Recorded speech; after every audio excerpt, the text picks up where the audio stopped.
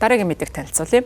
Иранд болж байгаа дан байлдааны үйл ажиллагаатай холбоотойгоор зарим орнуудын эдийн засагт бол шок, чочрол бол үүсэж байгаа. За үүнээс сэргийлэх зорилгоор бүгд найрамд Солонгос улсын засгийн газрын зүгээс иргэдэд дэмжих хөтөлбөрийг хэрэгжүүлэхээр төлөвлөж байгаа юм байна. Ойрхон дорнодын мөргөлдөөнтэй холбоотой газрын тосны үнийн өсөлттэй үүдэн эдийн засгийн дарамтыг хөнгөлөх зорилгоор ерөнхийлөгч Ижимёны засаг захиргаа нийт иргэдийнхэн 70%-ийг хамарсан 35.8 сая орчим хүнийг нийтдээ хамруулсан. Нэг хүнд 100 мянгаас 600 мянган вон хүртэлх бэлэн мөнгөний тусламж тараахаар төлөвлөж байгаа юм байна. За төсвийн яам мегмар гарагт энэхүү асуудлыг мэдгдсэн. За мөнгөний тусламж үзүүлэх болсонтой холбоотойгоор мөргөлдөөн үргэлжилж байгаа учраас өөрөх гэр бизнес эрхлэгчдийг эрчим хүч логистикийн зардлын өсөлтөөс хамгаалах зорилгоор 26.2 их найд воныг нэмэлт төсөв байдлаар баталсан. За түүний нэг хэсэг болох 4.8 их найдыг фонд шаарддаг энэхүү арга хэмжээг бас авахар болж байгаа юм байна. За дэлхийн хэмжээнд газрын тосны үн огцон өсөж байгаа нь Солонгосын эдийн засагт инфляцийг өндөр болгох,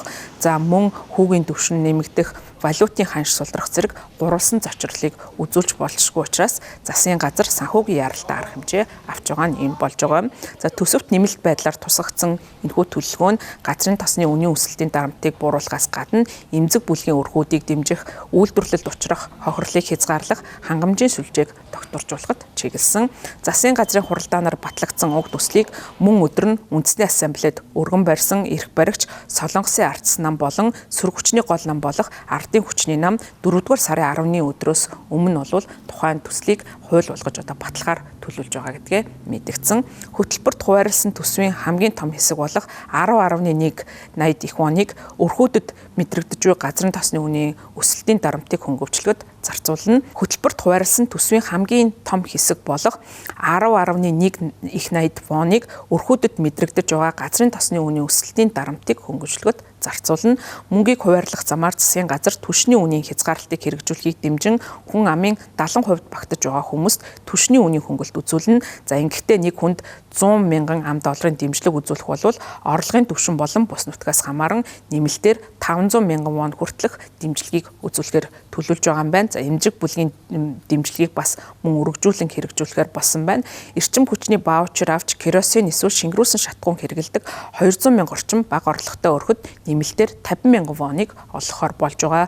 За үүнээс гадна фермерүүд загасчдын үйлдвэрлэлийн зардлыг бууруулах, жижиг оврын ачааны хөлөг онгоцны операторуудын дарамтыг хөнгөлчлөхөд туслах зорилгоор түвштэй холбоотой татаасыг олгон. За ингэхдээ 60 тэрбум воныг хуваарлахаар төлөвлөж байгаа. За нийтдээ 2.8 их найд воныг ард түмнийхэн амжиргааг дэмжихэд зориулна. За үүндээ ойрхон дорнодын мөргөлдөөнд өртсөн эмзэг бүлгийн хүмүүсийн дарамтыг хөнгөлчлөхөд зориулах 800 тэрбум вон бас багтаж байгаа. Жижиг дунд бизнес эрхлэгчид болон хөдөлмөрийн зах зээлд үзүүлэх нөлөөллийг бууруулах зорилгоор засгийн газар бодлогын санхүүжилт, ажлын байрыг хадгалах татаас хугацаа хэтэрсэн цалин төлөхөд чиглэсэн зээлийн нэмэлтийг 300 тэрбум воноор хуваарлахаар болсон байна. За мөн залуучуудад чиглэсэн арга хэмжээг авч хэрэгжүүлэн. За үүнийхээ хүрээнд шин санаачлал гаргаж байгаа стартапуудад зориулан 100 сая хүртэл воны санхүүжилт олохоос гадна томоохон корпорациудтай хамтран K-New Deal Academy нэртэй тусгайлан боловсруулсан ажлын байрны сургалтын хөтөлбөрийг эхлүүлэхээр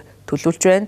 Үйлдвэрлэлийн хохирлыг багасгах, хангамжийн сүлжээг тогтворуулахад нийтдээ 2.6 их найд воныг зарцуулахаар төлөвлөж байгаа.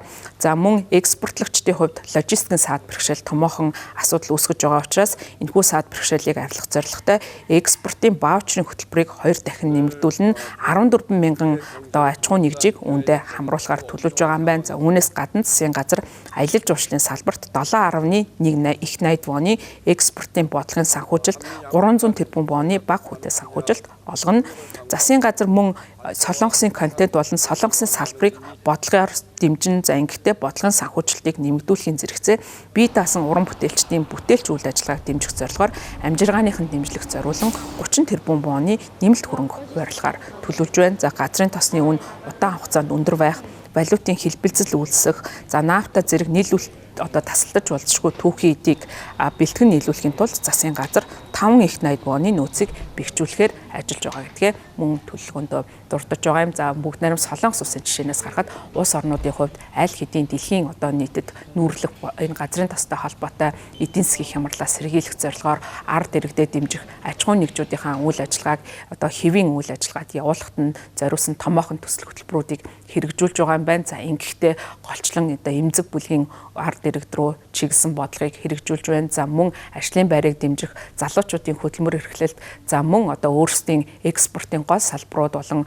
логистикийн шүүлжээг дэмжих чиглэхэд тухайн одоо мөнгөн хөрөнгүүдийг хуваарлахаар төлөвлөж байгаа нь улс орнуудын хэмжээнд авч байгаа. Энэхүү одоо төсөл хөтөлбөрүүдийн нэгэн жишээ болж байгаа юм. За манай улсад ч гэсэн ойрхот орнуудын энэхүү хямрал мэдрэгдэж байгаа. За үүнтэй холбогдуулан засгийн газрын зүгээс тодорхой арга хэмжээ авахар ярилцаж байгаа юм. За тухайлах юм бол бидний хувьд хамгийн том нөлөөлөл нь бол түлш эрчим хүчээр дамжин одоо нөлөөлөл нь ирж болзошгүй байгаа. За ялангуяа манай улсын хувьд түлшний хувьд Оросын холбооны улсаас 100% хамааралтай байдаг. За хэдийгээр А92 бензин дээр бол докторжуулах гэрээ үйлчилж байгаа ч гэсэн бусад төрлийн шатгуун түгээх түлшинд бол тодорхой одоо асуудал үүсэж болзошгүй байгаа учраас засгийн газрын зүгээс докторжуулах арга хэмжээг авах шаардлага үүсэж байгаа юм. За үүний тулд бол бизнес эрхлэгчид, за мөн импортлогчтой бол хамтын ажиллагаагаа өргөжлүүлэх ийм шаардлага үүсэж байгаа. За ингэхдээ тэднийг бол бодлогоор дэмжих, за татаасыг одоо бий болгох, за цаашдаа бол импортын одоо тодорхой нэрийн бүтээгдэхүүнд